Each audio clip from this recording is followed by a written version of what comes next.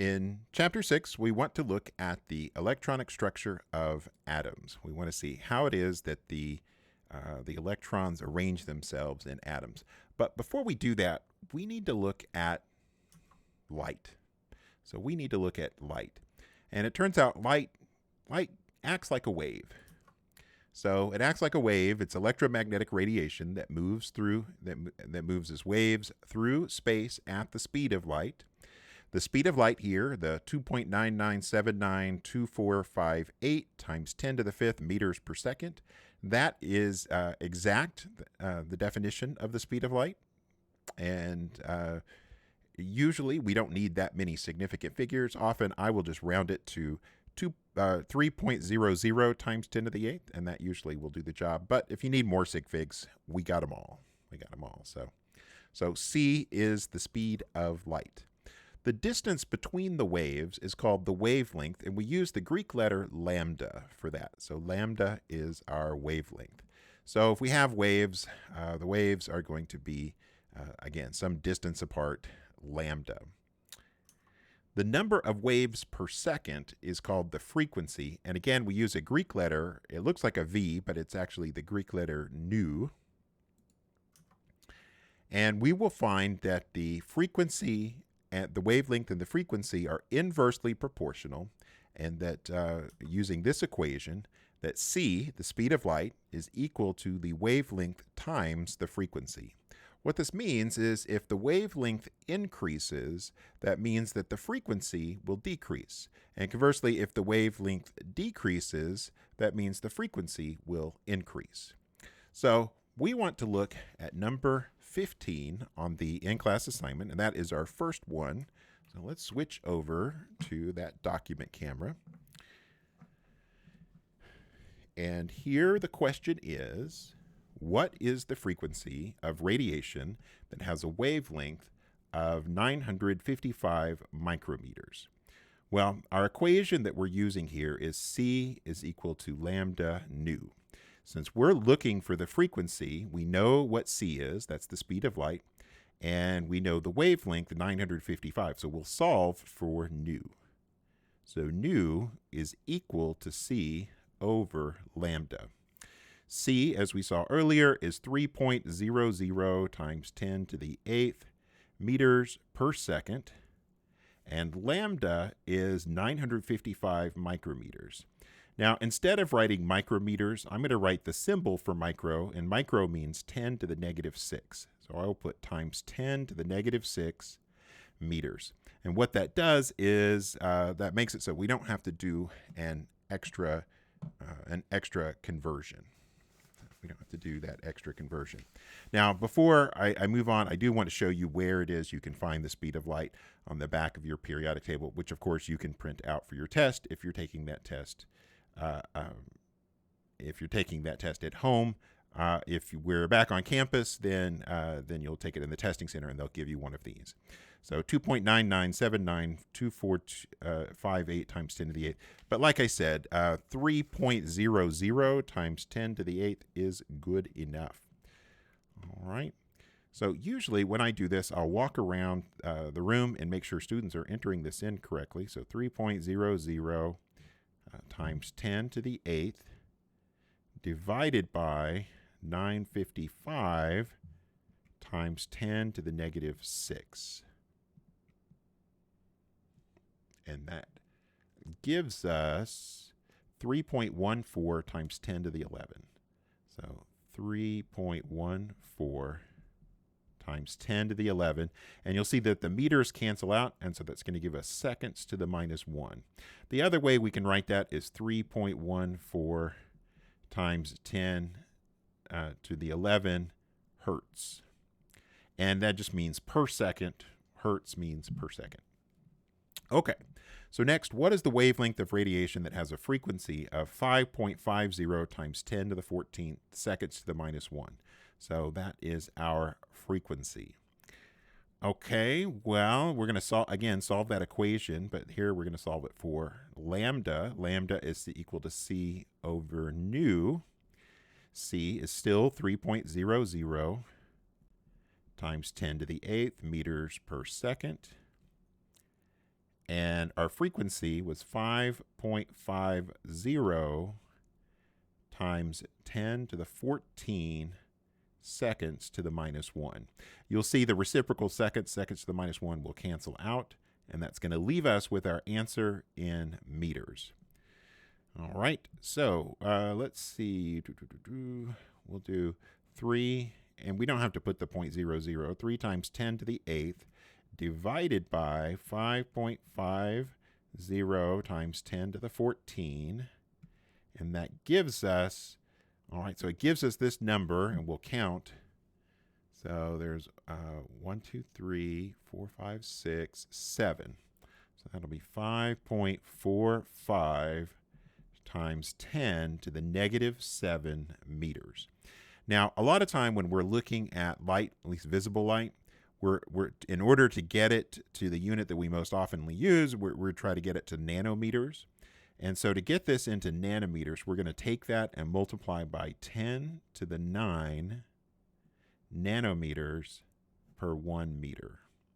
So 10 to the 9 nanometers per 1 meter. So I'm going to multiply this by 1 times 10 to the 9. And you'll see that comes out to 545 nanometers. So that's a little trick you can do if you are trying to convert to nanometers.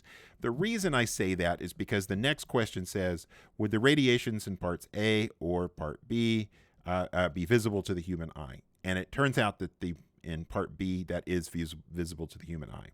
The visible part of the spectrum, so visible spectrum, and you'll see this on the next slide, is from 400 nanometers to 750 nanometers. And that's the part that is visible to the human eye. And I mentioned human because it is conceivable that other animals, particularly if those animals were to evolve on a different planet, that they would have a different visible spectrum. So would it be, yes, this would be visible to the human eye. And in fact, it turns out this comes out at about a green color. So, all right, next, what distance does electromagnetic radiation travel in 50 microseconds? So 50.0 microseconds. Well, our formula for speed is equal to distance over time. So speed is distance over time. If we put in place of the speed, we put the speed of light. So we'll have c is equal to distance over time. And we're looking for distance, so we'll cross multiply that. We'll get distance is equal to c times t. Our speed of light is 3.00 times 10 to the 8th meters per second. And our time is 50.0 microseconds. And again, micro is 10 to the negative 6 seconds. So our seconds cancel out. And so we'll just punch those numbers in. So 3 times 10 to the 8th times 50 times 10 to the negative 6. And you'll see that that comes out to 15,000. I'm going to write it as 1, since we have 3 sig figs, I'm going to write it as 1.50 times 10 to the 4th meters. And if you're curious, that comes out to about 15 kilometers, which that is sort of a normal, that's a normal distance that we can work with. But that is how fast light will travel. All right, so now let's go back to our in-class presentation. And we want to look at the electromagnetic spectrum. This electromagnetic spectrum is, these are all things that are part of the spectrum. We get this alternating electric field that creates a magnetic field. That's why we call it the electromagnetic spectrum. But they are all essentially the same stuff, right? All of these different things are the same kind of phenomenon, but they have much different properties. So let's start with the visible part of the spectrum. This is the part that we can see with the human eye. It's from 400 to 750 nanometers. Again, I mentioned that earlier. I want you to memorize that. I want you to memorize what the visible part of the spectrum is in nanometers. So from 400 to 750. And these are approximate. I mean, it's not exactly 400. It's actually kind of difficult to see things down there, near 400. And it gets pretty challenging to see things over, over about 740. But that's neither here nor there. So that is the part that, when we see that photons of that energy hit our eyes, then we can see them. Now, if we go a little bit deeper, so shorter wavelength, and we'll find that's higher frequency. So you'll see wavelength is up here, and wavelength increases as we go to the right. Frequency increases as we go to the left. Now, we haven't talked about the energy of the photons yet because we haven't talked about photons, but the energy increases as the frequency increases. So we'll find that these get more energetic as we go to the left. So the next thing we get is ultraviolet. And of course, probably the first thing you think of when you think of ultraviolet is going out in the sun and getting sunburned. And that is a perfectly normal and good thing to think about because ultraviolet definitely can cause sunburn. It just so happens that ultraviolet light, when it hits atoms, it can cause chemical reactions to occur. And some of those chemical reactions can be quite painful. And some of them can be damaging to your cells and potentially cause mutations in the cells. So ultraviolet can cause cancer. All right, so that range is from about 10 to 400 nanometers. And then we get down into the next part, which is the X-ray part of the spectrum. And of course, X-ray, we think of like medical X-rays and dental X-rays. And that, of course, is a normal thing to think of. X-rays, for the most part, will go right through the human body. However, they are absorbed by the heavier elements. So elements that are heavier than about atomic number of about 20 start to get significant absorbance in the X-ray part of the spectrum. And this is why calcium is in your bones and it absorbs really well. And so it makes it possible to visualize your bones because the calcium absorbs the X-rays. It also means that your bones are absorbing that energy when that occurs. And X-rays in large doses can be quite dangerous. So that's why medical technicians and radiologists, they will wear protective clothing when they are administering the equipment. All right, we go a little further and we're going to get into gamma rays. And usually I'll ask in class, what's the first thing you think of when you think of gamma rays? And almost everybody will say the Hulk. All right, well, I guess the idea with the Hulk is that, what's his name, Bruce Banner, he is exposed to large doses of gamma radiation, and that turns him into the Hulk. Well, I'm here to tell you that if you are exposed to large doses of gamma radiation, you will not be turned into the Hulk. You will be turned into dead. And so you want to, of course, avoid getting large doses of gamma radiation. Fortunately, we live in a pretty safe place, Earth, where we have limited exposure to gamma radiation, unless you are in just the wrong place at the wrong time. So you jump into the middle of a nuclear reactor, or what's another bad thing to do? Well, that would be the number one thing. Don't jump into the middle of a nuclear reactor. I suppose if you were near a nuclear weapon, but you have bigger issues if you're near a nuclear weapon that goes off. In any case, nuclear reactions cause gamma radiation. So very high energy, very short wavelength, very high frequency. So we're going to go to the other side of the visible part of the spectrum. So this side right next to the violet, we called ultraviolet. This part that's right next to the red, we call infrared. And infrared radiation, again, usually I ask my students, what's the first thing you think of when you think of infrared? And most think like IR cameras, infrared cameras. And that is perfectly reasonable.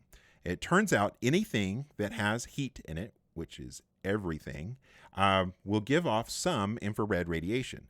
Now, if you have the same temperature as your background, then you're going to give off about the same amount of infrared radiation as you absorb.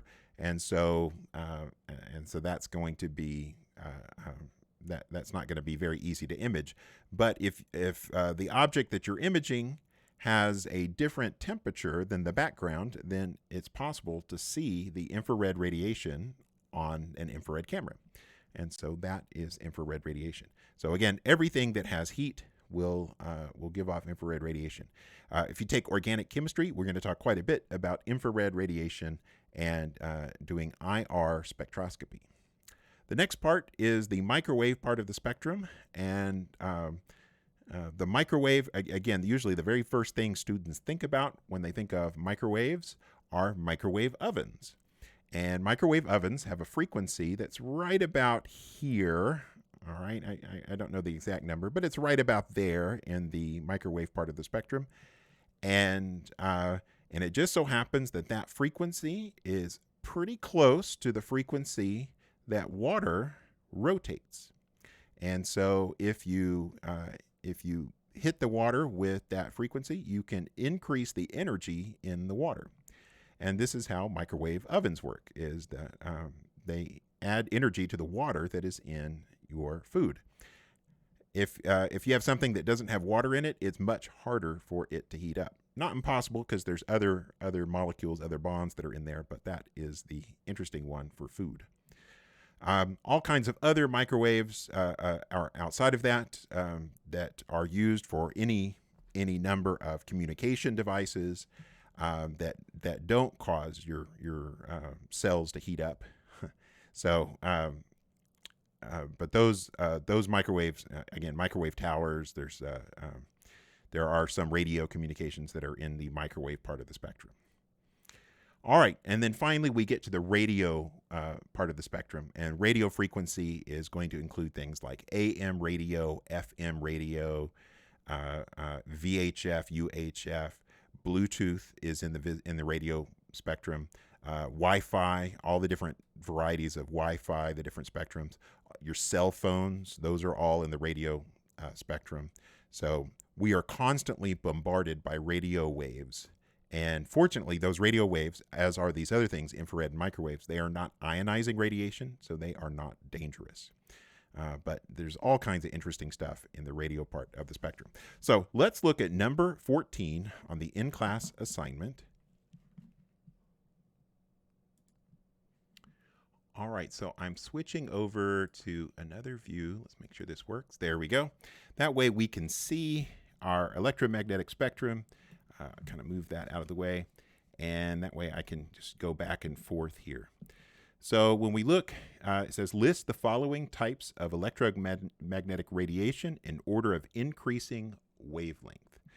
All right, so the shortest wavelength is going to be all the way over on the left side, and so gamma radiation would be the shortest.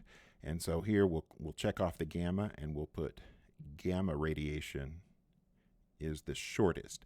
That also means it's going to be the highest frequency, and when we talk about energy, it will be the highest energy as well. So shortest wavelength is gamma.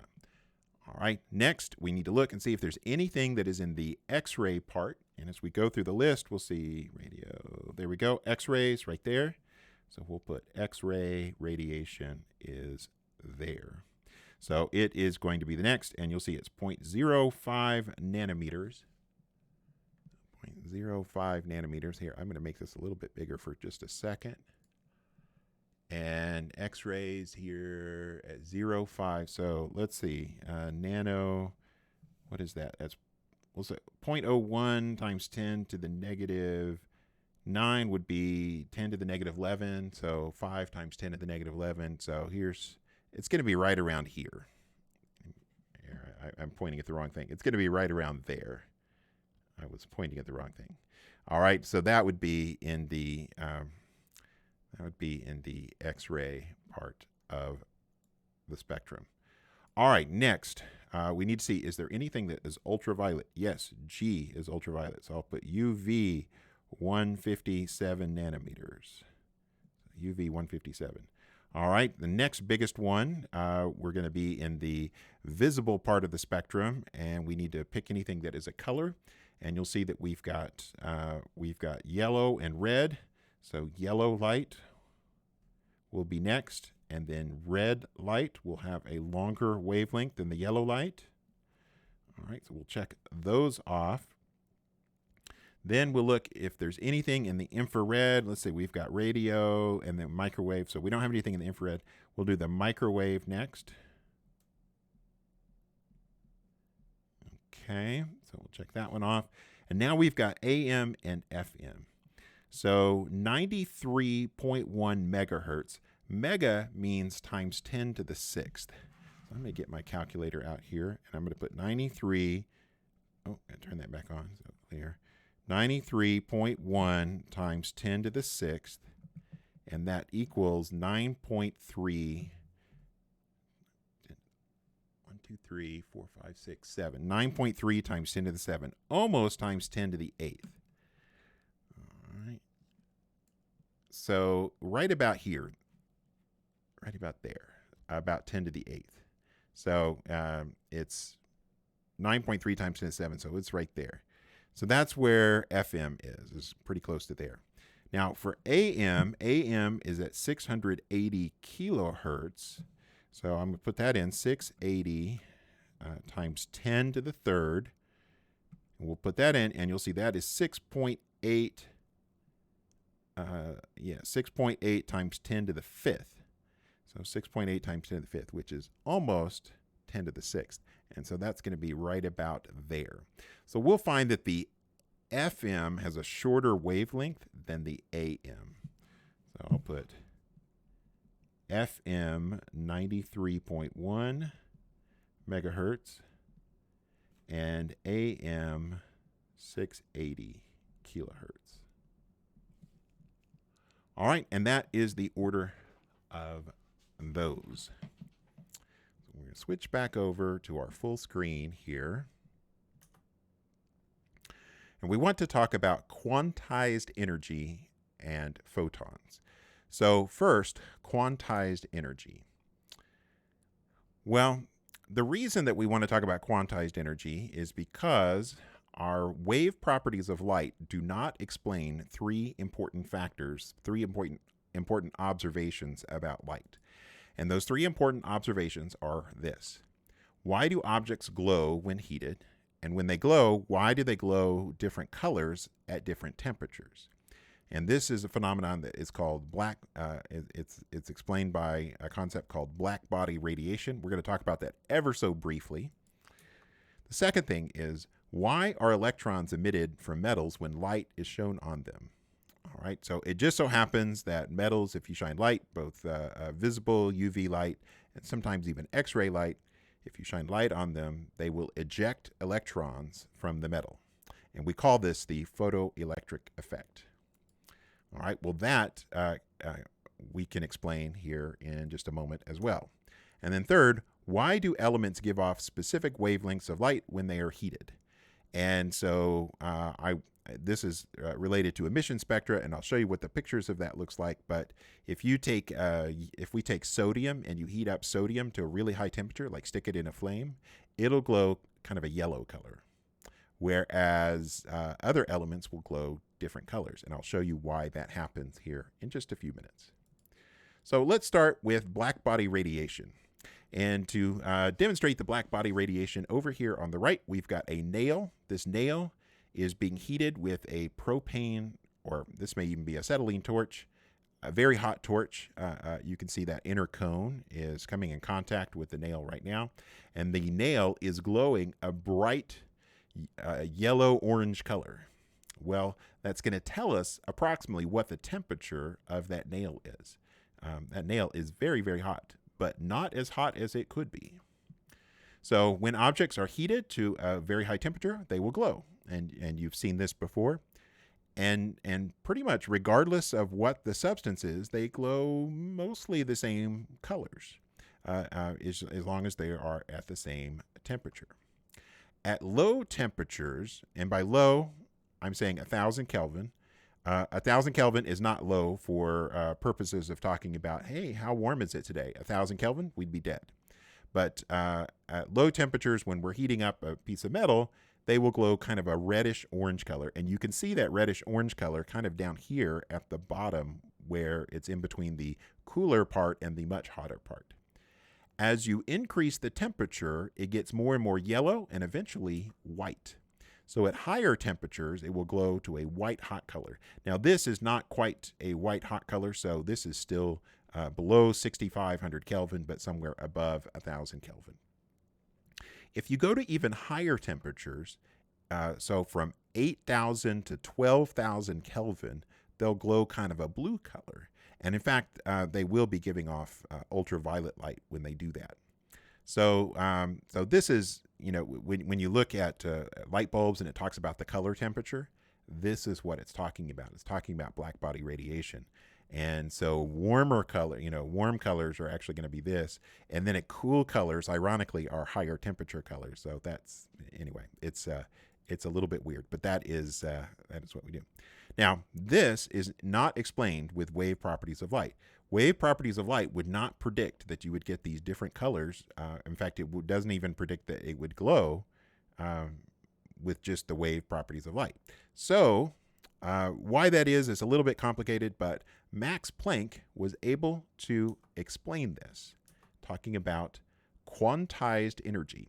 So he explained black body radiation with the assumption, and again, this is an assumption. He did not know if this was true or not, but he assumed that it was and saw what happens. So he assumed that energy comes in small packets that are called quanta. So really, this is just the matter of, is energy absolutely continuous, meaning that you can get any small unit of energy, or can you constantly subdivide that unit of energy, or is there a smallest unit of energy of a particular type? And he was saying that there is the smallest unit, and we call it a quantum, if you want to talk singular, but quanta is the plural. All right. So instead of energy being continuous, it is quantized. Now, I've got an analogy here, and the analogy is not perfect, but it is good enough. Over here on the right, we've got two ways to get up from the first floor to the second floor of a building. One is a ramp, and that ramp, you can go at any micro step that you want. You can go up tiny little bits. You can go up big steps, whatever you're capable of doing, you can do that on this ramp. However, if you use steps, then you can go up certain incremental amounts of energy. And so you can be on the first step or the second or the third or the fourth, but you can't be halfway in between one step and another. Well, what Max Planck was saying is that energy is quantized. All right, so energy is quantized. That is the main concept of what Max Planck was talking about. Now, the photoelectric effect, and some people may be asking, well, how does this explain the black body radiation? And the answer is, it's complicated, but I will just say it does. All right, so the photoelectric effect is an effect where if you shine light on a metal, electrons will be emitted. However, not all light is going to do the same thing. So if you take red light and shine it onto a piece of metal, that red light, for a particular piece of metal, that red light will not have enough energy to eject the electrons. And so you can turn up the intensity of that red light, but it still will not have enough energy to eject the electrons. And so you can have it really low, really high, no electrons will be ejected. If instead of using red light, use green light has a shorter wavelength, higher frequency, and as a consequence, higher energy. So when that green light hits the metal, it causes electrons to be ejected, and they are ejected at a certain speed. If you turn up the intensity of the green light, you will cause more electrons at the same speed to be ejected. All right. If instead of green light, you were to use blue light, well, blue light is a lower wavelength, higher frequency, and therefore higher energy light. And when you shine the blue light on there, the electrons are emitted at a higher velocity, so they go at a higher speed. And that's because there's some excess energy that was added to them. So it takes a certain amount of energy to eject the electrons, and once you reach that, any extra energy is going to go into increasing the speed of the electrons. If you turn up the intensity of your blue light, you will just get more electrons at that same speed. That is the photoelectric effect. And it turns out the photoelectric effect is one of the most important discoveries in the 20th century. Everything that we have that responds to light, that causes electricity to flow, or that we can detect with some detector, uses the photoelectric effect. So each metal will have a different energy at which it ejects electrons, and that has to do with what the charge on the nucleus is and all kinds of interesting things. We'll find at lower energy, electrons are not emitted. In any case, what all of this meant, what Einstein was able to conclude was that energy of the light comes in the smallest quantities that he called photons, that energy of the light is proportional to the frequency. And so the energy, E, is equal to h nu. H is something we call Planck's constant, after Max Planck from the previous slide. Planck's constant, 6.626 times 10 to the negative 34.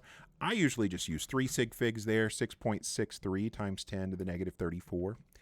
We're going to switch over to number 21 here. So number 21. Before we do that here, I wanted to find, here's Planck's constant. It turns out that in May of 2019, that Planck's constant was redefined to be exactly 6.6260715 times 10 to the negative 34 joule seconds. And that is Planck's constant. How that all relates is a little bit complicated. And like I said, I usually just use 6.63. That will get us enough that we can do this calculation. So before we go any further, one thing I want to do is put together a couple of the different equations. So we already had C is equal to lambda nu, and we have E is equal to h nu. Okay, and if we solve that first equation for nu, we'll get C over lambda, and we can put that in place, and we'll get that E is equal to hc over lambda. That means that with these three equations, if we know one thing, we can solve for the other two things. So if we know the wavelength, we can get the frequency and the energy. If we know the frequency, we can get the wavelength and the energy. If we know the energy, we can get the wavelength and the frequency. So first it says calculate the smallest increment of energy, a quantum that can be emitted or absorbed at a wavelength of 438. So we're looking for energy and we have the wavelength. We're going to use this. So E is equal to hc over lambda. H is 6.63 times 10 to the negative 34 joule seconds. That's our units. And then we're going to multiply that by the speed of light, 3.00 times 10 to the 8th meters per second. And then our lambda, which goes down in the denominator, is 438 nanometers. Oh, and instead of nanometers, I'm going to write times 10 to the negative 9 meters. And then that way we don't need to do an extra conversion. So times 10 to the negative 9 meters. Nano means 10 to the negative 9. All right, we'll see meters cancels out, the seconds cancels out, and that's going to give us our energy in joules. All right, so 6.63 times 10 to the negative 34 times 3 times 10 to the 8th, and then divided by 438 times 10 to the negative 9. And then we get 4.54 times 10 to the negative 19. So 4.54 times 10 to the negative 19 joules. So 10 to the negative 19 joules. All right, 438, that happens to be in the visible part of the spectrum. Remember, visible is from 400 to 750 nanometers, so that one's in the visible part of the spectrum. All right, next we want to calculate the energy of a photon of frequency 6.75 times 10 to the 12. Well, E is equal to h nu. Nu is our frequency, so E is equal to 6.63 times 10 to the negative 34 joule seconds times our frequency. Our frequency is 6.75 times 10 to the 12 seconds to the minus 1. Those seconds are going to cancel out, and that's going to give us joules. So this one's pretty easy. 6.63 times 10 to the negative 34 times 6.75 times 10 to the 12. Make sure I punch that in correctly. And we get 4.48. We'll round to 3 sig figs. 4.48 times 10 to the negative 21 joules. So something interesting about these two photons. This photon has an energy 4.54 times 10 to the negative 19, whereas this one's 4.48. So that's this one, they have the same number here, but you'll see that the exponent is different. So this number is about 100 times as much energy as this photon. So this one that's in the visible, that means this one is probably over in the infrared part of the spectrum. All right, what wavelength of radiation has photons of energy 2.87 times 10 to the negative 18 joules? And then in what portion of the spectrum would this be found? So 2.87, that's the energy, and we're solving for wavelength. So we're going to use this equation. So we'll do lambda is equal to hc over the energy. H is 6.63 times 10 to the negative 34 joule seconds. And then c is our speed of light, 3.00 times 10 to the 8th meters per second. And then our energy was 2.87 times 10 to the negative 18 joules. So joules cancels out, seconds cancels out, and that's going to give us our answer in meters. So let's do that. All right, so 6.63 times 10 to the negative 34 times 3.00 times 10 to the 8th divided by 2.87 times 10 to the negative 18. All right.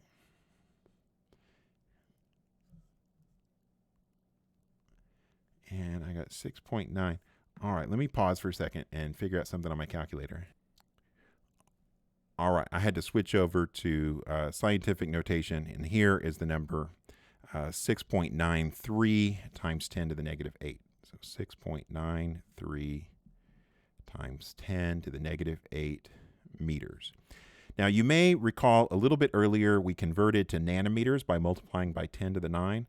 So we'll do 6.93 times 10 to the negative 8 meters times 10 to the 9 nanometers per 1 meter. So meters cancels out, and we'll take that, multiply by 1 times 10 to the 9, and we get 6.93 times 10 to the 1. In other words, 69.3. All right, and is that in the visible part of the spectrum? And the answer to that is no, not unless you're like Geordie LaForge or something. And if you don't know that reference, you'll just have to go look that up. But 69.3, that's going to come out to, that's going to end up in the ultraviolet part of the spectrum. Let's real quick go back, and I'm going to go back a page or so.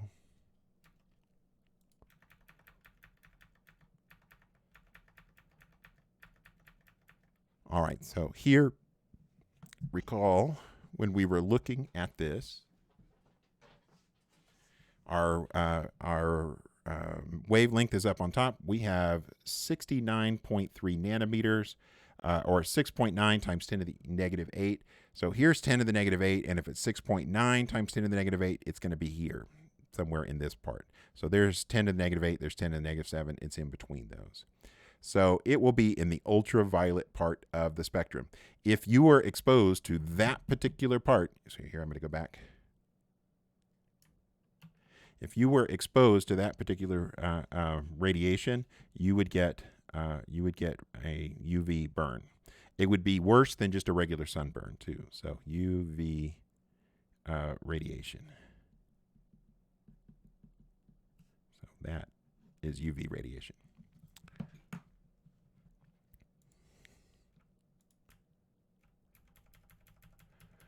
All right. So now we're going to look at line spectra and the Bohr model. So if you have white light, pure white light, and use a prism or a diffraction grating and separate it into its different wavelengths, you will get a continuous spectrum. So you won't see any breaks. It'll be absolutely continuous. And that is if you have a perfect continuous spectrum.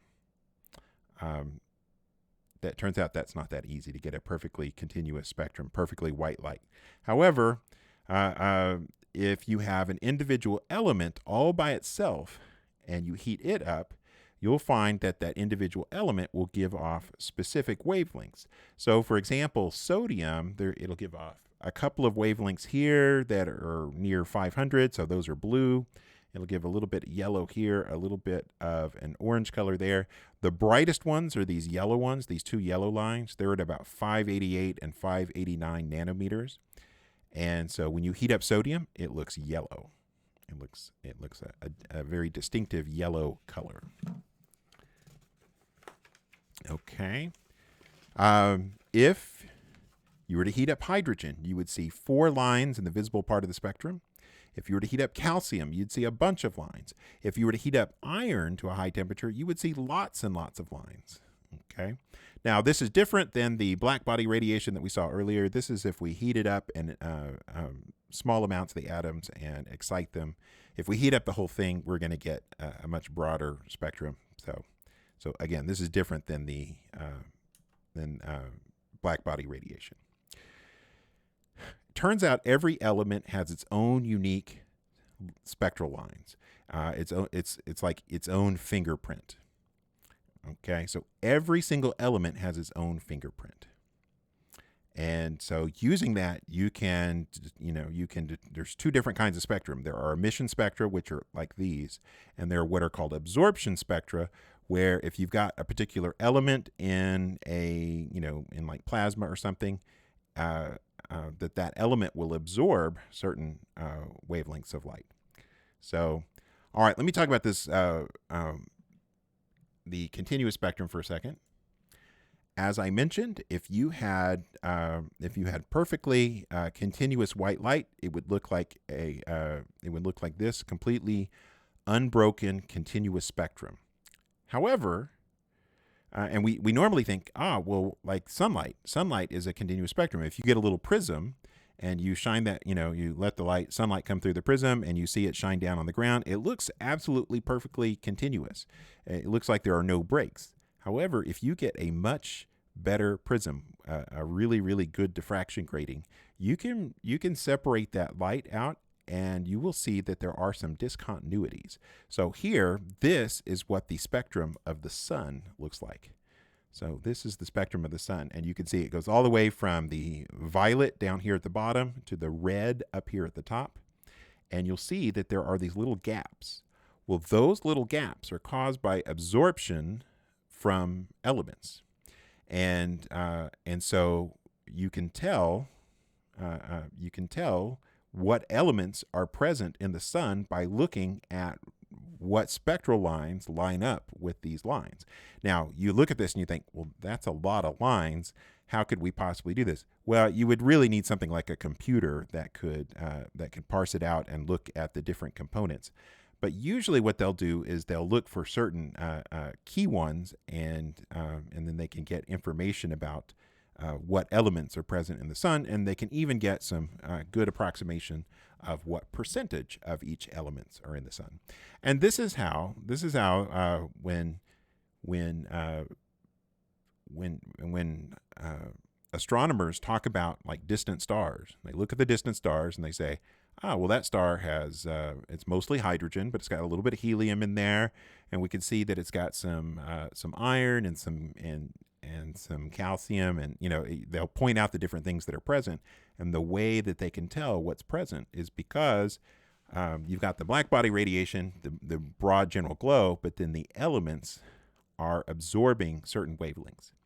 And they've done this with thousands and thousands of stars. In addition to that, there's things that are called red shifts and blue shifts, and that helps you to tell what direction the star is going relative to our sun, which is kind of interesting. Okay, so that is getting into astronomy, but that is an application of the spectrum. So why does this happen? Why does this happen? Well, let's start with the hydrogen spectrum. The hydrogen spectrum is the easiest spectrum. Hydrogen gives off 4 lines in the visible part of the spectrum. So there are 4 lines that are visible. In nanometers, it comes out at about 410, 435, 486, maybe 487. I don't remember the number. And this one's about 655. So there's a violet, another violet, a blue one, and a red one. This blue doesn't look that blue. It looks sort of teal, but it really is blue when you look at it. Well, a scientist named Balmer came up with a very simple formula to predict these 4 lines, and Rydberg also developed this formula, further developed it, and came up with this, that 1 over the wavelength is equal to the Rydberg constant. And the Rydberg constant, this is the Rydberg constant for hydrogen. It doesn't really matter what that number is because we're going to ignore that. But I will say it is a specific number for hydrogen. If we had helium, it would be a different number, and it gets complicated. I'll just say that. It gets complicated. And then 1 over n1 squared minus 1 over n2 squared. And n1 and n2 are integers. And if you use the numbers, one of the numbers as 2 and then the other numbers as 3, 4, 5, and 6, you will get these wavelengths. Okay. Now, the thing that Balmer and Rydberg had that, they figured out this equation, but they didn't know why. They didn't know why this mathematical relationship was true. Well, Niels Bohr came along and gave us an explanation for why this works. And so that's what we're going to do next. We're going to look at the Bohr model. And the Bohr model, what Niels Bohr did is he adopted Planck's assumption of quantized energy and explained the phenomena in this way. 1, that only orbits of certain radii corresponding to specific energies are permitted for the electron in the hydrogen atom. So in the hydrogen atom, there's 1 electron, and it can have certain allowed orbits. Okay, and those orbits correspond to certain energies. So energy level 1, that one's going to be fairly close to the nucleus. Energy level 2 is going to be further away. Level 3 is going to be even further away, so on and so forth. So those are the allowed orbits. And again, there are certain distances away.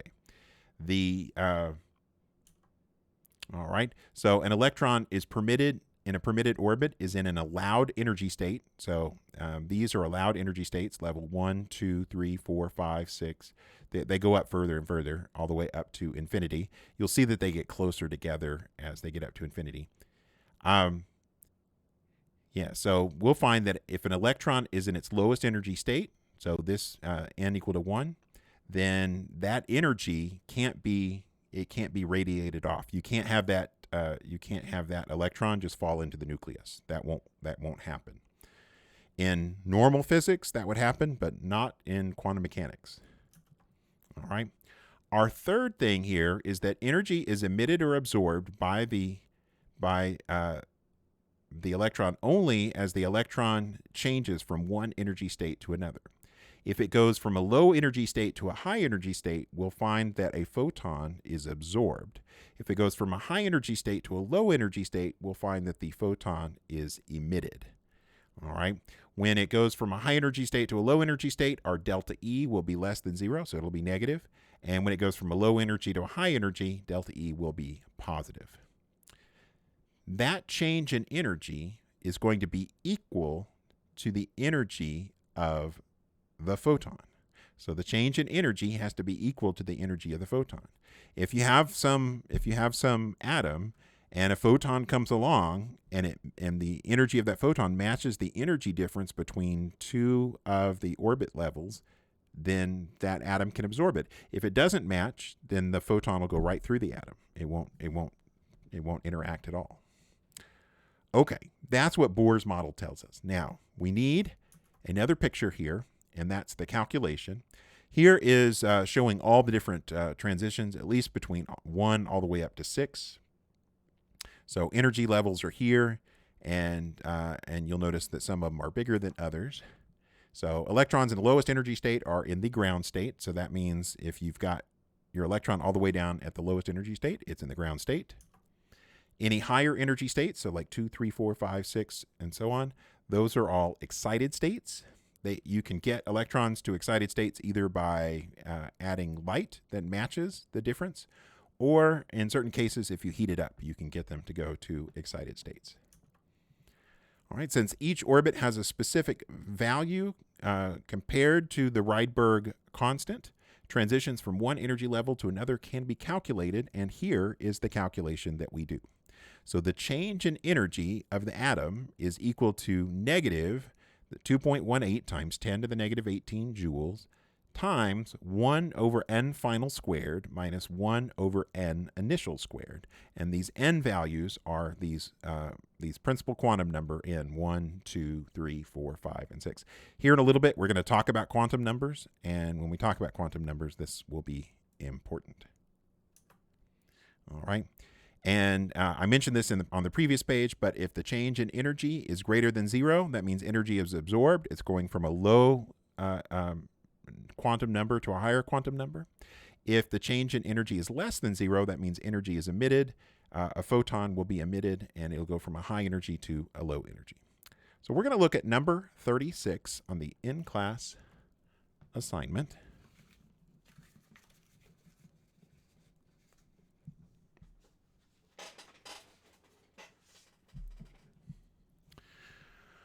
All right, so for each of the following transitions in the hydrogen atom, calculate the energy, frequency, and wavelength of the associated radiation.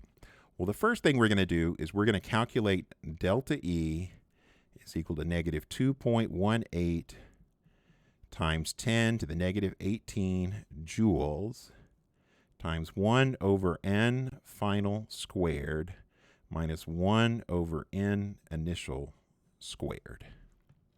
All right, so that is that formula I just showed you a minute ago.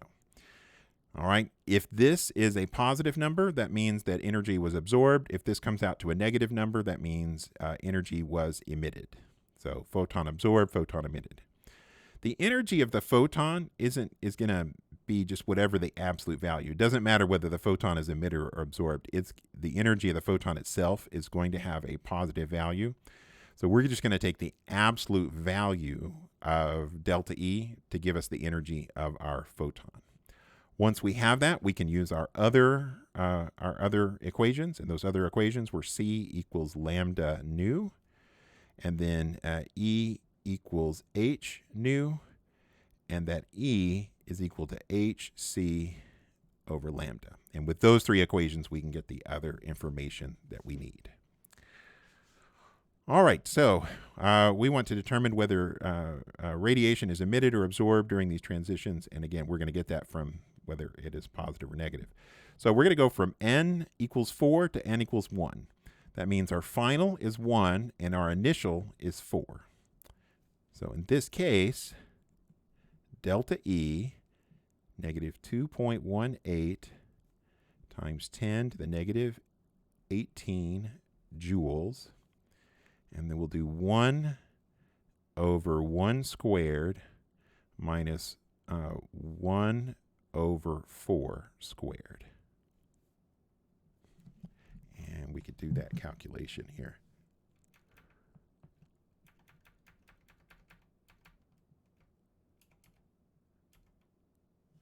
All right. I accidentally pushed a button on my computer there. All right, we're still going. Okay. So negative 2.18 times 10 to the negative 18 times, and I would put this in parentheses, 1 over 1 squared. Well, that's 1. Minus 1 over 4 squared. 4 squared is 16. So I'm going to put 1 over 16 and then close parentheses. And the number that we get there is negative 2.04 times 10 to the negative 18 joules. So 10 to the negative 18 joules. Sorry that 18 looks a little messy. So 2.04 times 10 to the negative 18 joules. All right, because that is negative, that means a photon was emitted. So photon emitted. All right, so because that's a negative number, the photon was emitted. All right, the energy of that photon is simply the absolute value of delta E. So the energy of the photon is 2.04 times 10 to the negative 18 joules. So all this means is if you have a negative number, make it positive. If you have a positive number, keep it positive. All right, so that answers this, the energy. So next we want to look at the frequency. So frequency is, so E is equal to h nu. We'll solve that for nu. So nu is equal to E over h. So our energy is 2.04 times 10 to the negative 18 joules. And h is 6.63 times 10 to the negative 34 joule seconds. So 2.04 times 10 to the negative 18 divided by 6.63 times 10 to the negative 34. And that gives us, we'll call that 3.08 times 10 to the 15. Our joules cancel out, and so that's going to be seconds to the minus 1. You could put hertz there as well. Okay, so next we want to calculate our wavelength, and we'll use this bottom one. So we'll solve this for wavelength. So wavelength is equal to hc over the energy. H is 6.63 times 10 to the negative 34 joule seconds. 3.00 times 10 to the 8th meters per second. All right, just make sure I'm still on the screen there. I am. And then our energy is 2.04 times 10 to the negative 18 joules. You'll see joules cancel out, seconds cancels out, and that's going to give us our wavelength in meters. All right, I'm going to clear all that. So 6.63 times 10 to the negative 34 times 3.00 times 10 to the 8th divided by 2.04 times 10 to the negative 18. And the number we get there is 9.75 times 10 to the negative 8 meters. Now, we're going to do one more thing. I'm going to go ahead and put that into nanometers. And to get it in nanometers, we're just going to multiply by 10 to the 9. So multiply times 1 times 10 to the 9. And that gives us, so it says 9.75, but that's 97.5. You'll see that's 97.5, or 9.75 times 10 to the 1. So 97.5 nanometers. And in case you're wondering, that's in the ultraviolet part of the spectrum. So that's the UV part of the spectrum.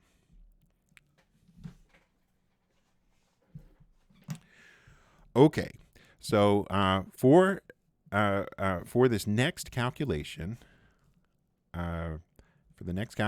it's very similar. I am going to turn off my microphone while I do this, so you don't have to listen to me.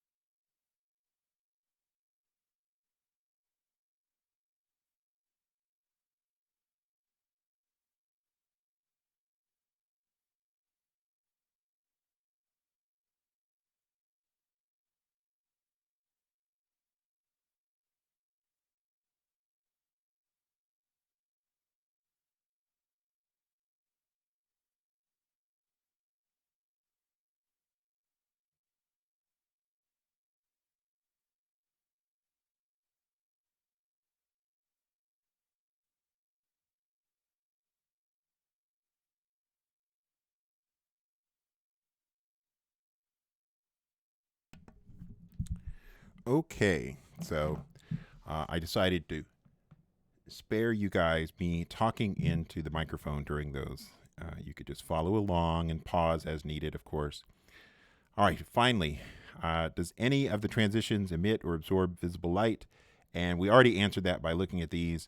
We'll find that the one on part B will emit visible light. It will emit visible light.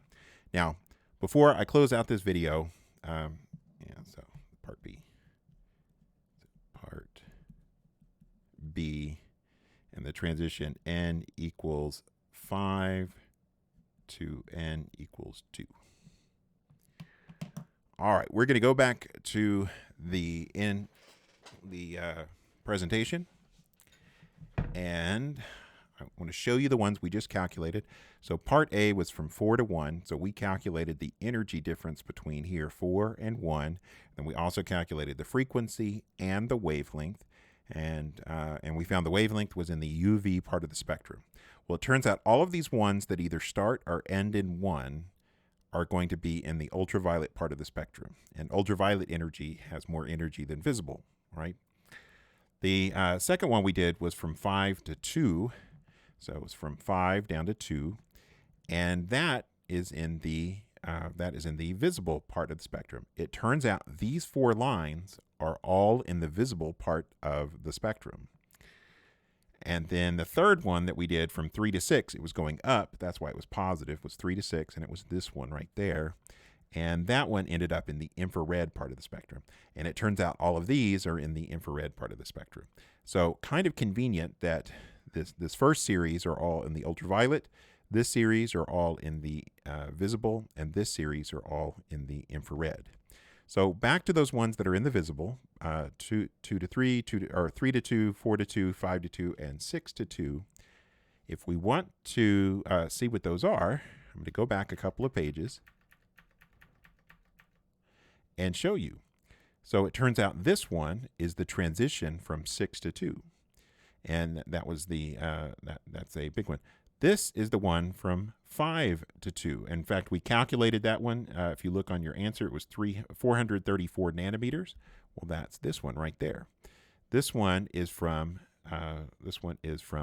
4 to 2, and then finally this one is from 3 to 2. So 6 to 2, 5 to 2, 4 to 2, and 3 to 2, and that predicts those.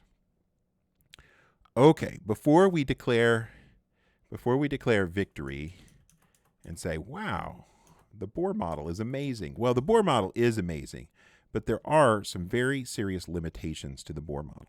And after we go over those limitations, then we are going to stop this video, and we'll do the second video. I'll pick up with the second video. So some of the limitations of the Bohr model are this. One, it only works for hydrogen. Right? Technically, this equation will work for anything that has 1 electron in it, but if we look at all the atoms that have exactly 1 electron in it, well, that's hydrogen. Now, technically, you could get helium. If you took one of the electrons away, you could get helium and predict some of the lines for helium. But for practical purposes, it only really works for hydrogen. All right. Classical physics, this is Newtonian physics, if you are a fan of Newton, and who isn't, right? Who is not a fan of Newton? If you are a fan of Newton, this would predict that the electrons would simply just fall into the nucleus and then emit photons. And Bohr simply assumed that it would not. And so he said, I don't know why, but it isn't. All right, another thing is Bohr was saying, okay, all of these electrons are in these circular orbits. Well, circular orbits, circular motion is not really wave-like in nature. And so why it acts like a wave is not very clear. So there are some limitations to Bohr's model. But all that said, and I'll point this out. Anytime you have a model like Bohr's model, it's wrong. All models are wrong. It's just some models are useful. And this is definitely the case for Bohr's model. Now, some things that we can take away from this, some good ideas that we can take away from this. Electrons exist only in certain discrete energy levels. We're gonna abandon the thought that they are a certain distance from the nucleus. We are instead going to look at it as that they have certain energy levels. and that these energy levels are described by quantum numbers. And those principal quantum numbers, n equals 1, 2, 3, 4, 5, and so on, we just looked at.